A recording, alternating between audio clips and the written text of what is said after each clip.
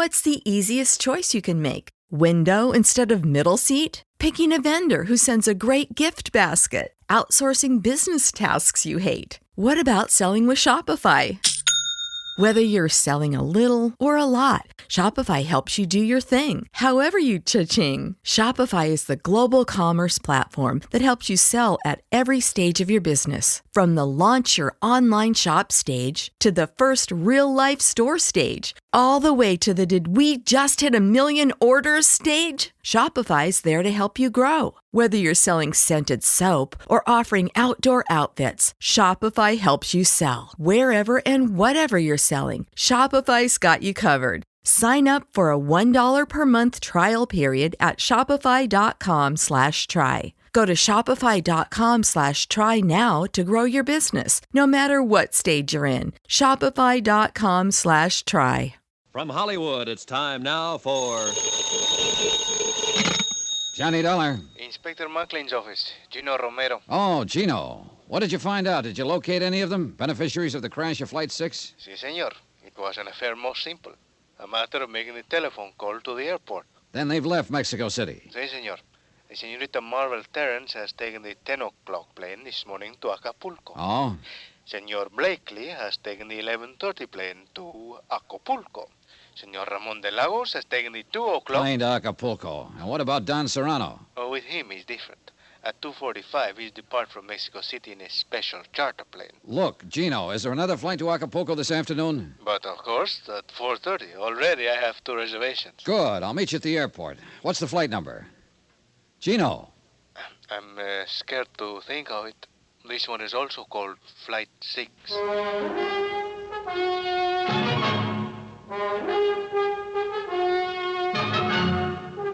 Tonight and every weekday night, Bob Bailey in the transcribed adventures of the man with the action-packed expense account, America's fabulous freelance insurance investigator. Yours truly, Johnny Dollar.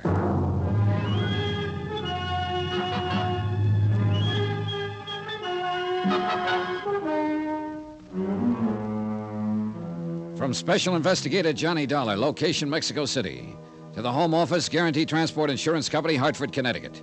Assignment, the Flight 6 matter. Expense account continued. Item 9, $63.45. Incidentals in Mexico City and plane fare to Acapulco. One more of the sharp contrasts of Mexico. We left the stiff formality of the city behind us, the cool, thin air of the high plateau, and 50 minutes later, we stepped off the plane and into the steaming heat of the tropics. Barefoot tourists in shorts and barefoot natives in white cotton dungarees. Soft brown skins and flashing teeth. Mangoes, papayas, and the heady scent of tropical flowers. Blue sky, blue Pacific, and a burning sun. And a bay so bright and beautiful it breaks your heart. Acapulco.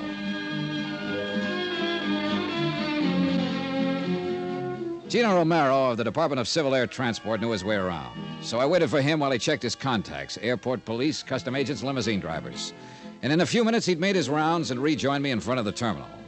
It is an affair most simple, senor. A merely matter of ask the question and listen to the answer. What did you find out, Gino?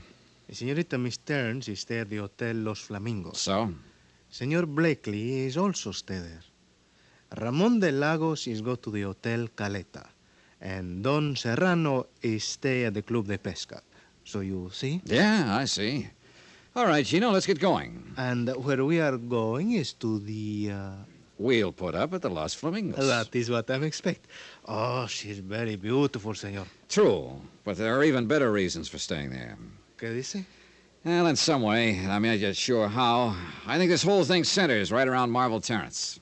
You think it's possible she's guilty of the crash of the Flight 6 to collect the insurance? Maybe. Or she might have been used. Or maybe... Oh, I don't know, Gino. But it's about time we found out.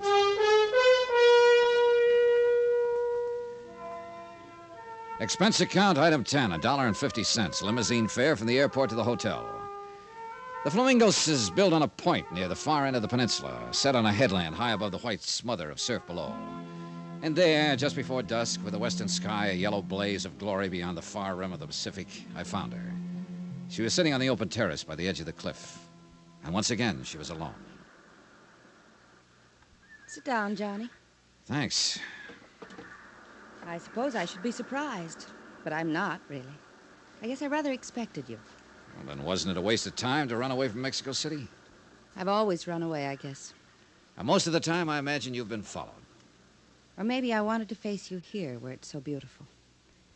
Where perhaps you'd be able to understand me a little better. Is that what you want, Marvel? To be understood? Doesn't every woman?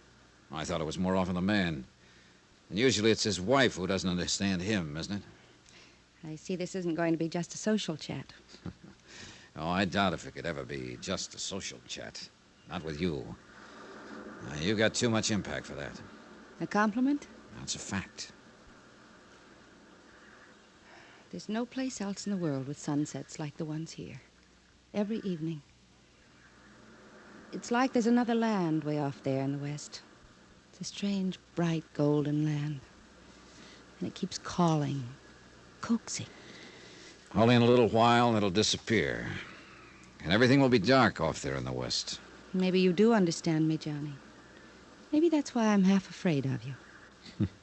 Another reason I ran, maybe. I can be a fool, easy. Sort of hereditary defect, you might say. Oh, it's a common affliction. Rarely fatal. Rarely doesn't help. Once is enough. You know something? When I die, I want to be buried up there in the middle of a sunset. It'd be kind of lonely, wouldn't it? I think I've always been lonely. Do you know I haven't a single living relative in the world? Not one. I was 14 when my parents were killed in an auto accident. I stayed in a boarding school, and the bank handled the estate. When I was 21, they turned it over to me. And since then, I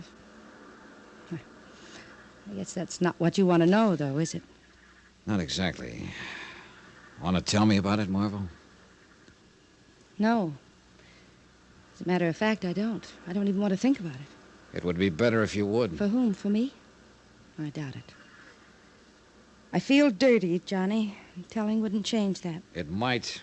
Anything I'd tell you would be only suspicion, not fact. Wouldn't? Unless, of course, you're expecting a confession.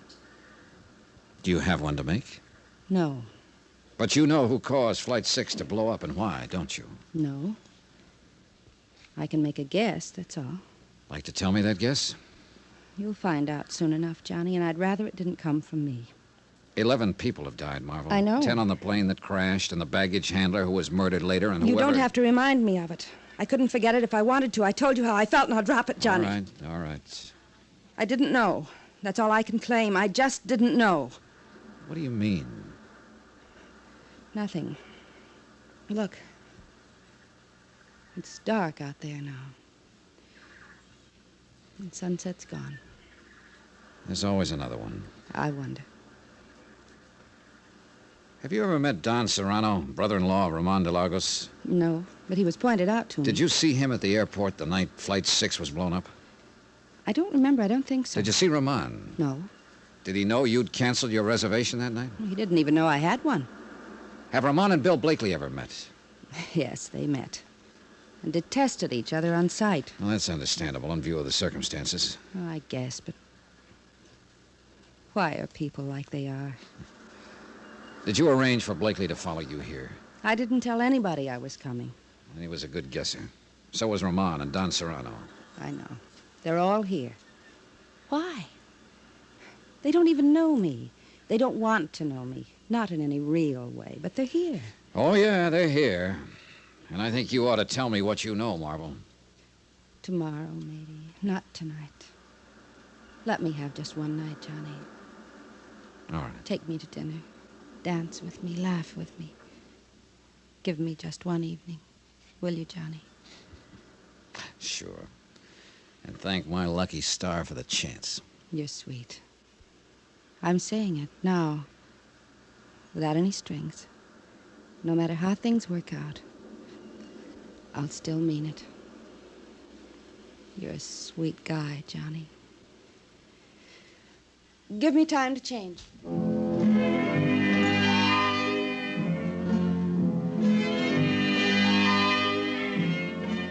I went to my room and made 2 phone calls while I waited for her. The operator at the Club de Pesca informed me that Don Serrano was not in. The clerk at the Hotel Caleta said the same thing about Ramon de Lagos. I didn't leave my name with either of them. Bill Blakely was staying in room 23, a few doors on down the terrace, so I decided to go have a talk with him before I went out to dinner with Marvel Terrence. But as it happened, I didn't have to go to that much trouble. Yeah, who is it? Blakely, I'd like to talk to you. Come on in. Do you always cover your visitors with a gun? Only when I spot him listening outside my door. I don't know I what saw you- your shadow against the shutter there. You've been standing outside for the last 5 minutes, Blakely. You listened to me make a couple of phone calls. Did you learn anything you wanted to know? Dollar, suppose you were suspected of sabotaging an airliner and killing 10 people. Wouldn't you want to know what kind of a case was being built up against you? What makes you think you're under suspicion, Blakely? I know I am. Ed Palmer and Jim Rourke were my partners. When they died on that plane, I became sole owner of the firm. There's the motive. I've got a warehouse full of dynamite in Mexico City. There's the method. I can go even farther than that. What do you mean? You mentioned one motive. Why didn't you mention the other one? What other one? Marvel Terrence. That crash not only eliminated a pair of business partners, it wiped out a couple of rivals. Just one thing wrong with that, Dollar. Marvel had a reservation on that plane herself. She only decided at the last minute not to go. I wouldn't have been gaining much if I'd killed her along with my rivals, as you call them. Uh-huh. Maybe that's why you cornered her at the airport and argued her out of going. Yes, I did talk her out of the trip. But not because I'd planted an explosive on board. How do you feel about her, Blakely?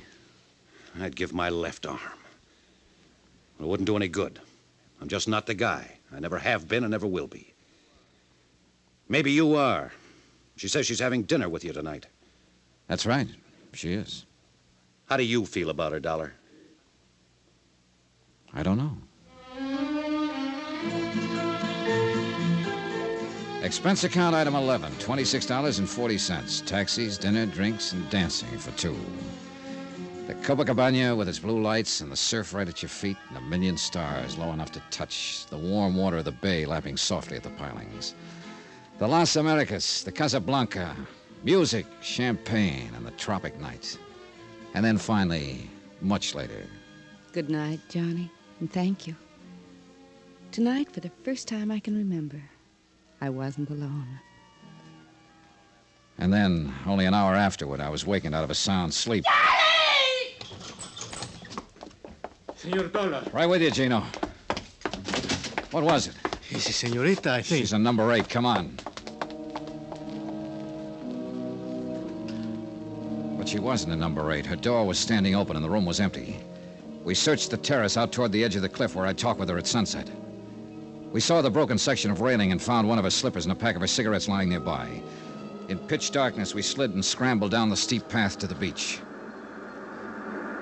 And there by the edge of the surf, we found her. The warm foam reached out for her, as though to carry her away, to that last sunset she'd loved so much. She looked very beautiful, very much alone. As alone and as lonely as death.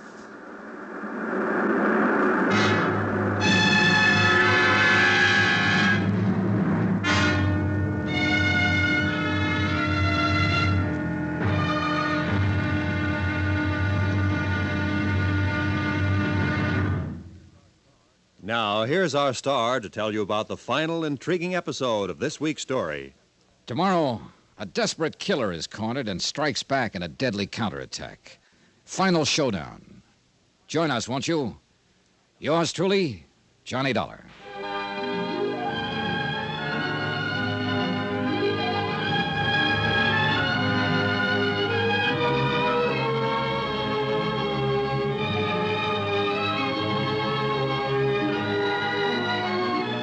Yours truly, Johnny Dollar, starring Bob Bailey, is transcribed in Hollywood. Written by Les Crutchfield, it is produced and directed by Jack Johnstone. Be sure to join us tomorrow night, same time and station, for the next exciting episode of Yours truly, Johnny Dollar. Roy Rowan speaking.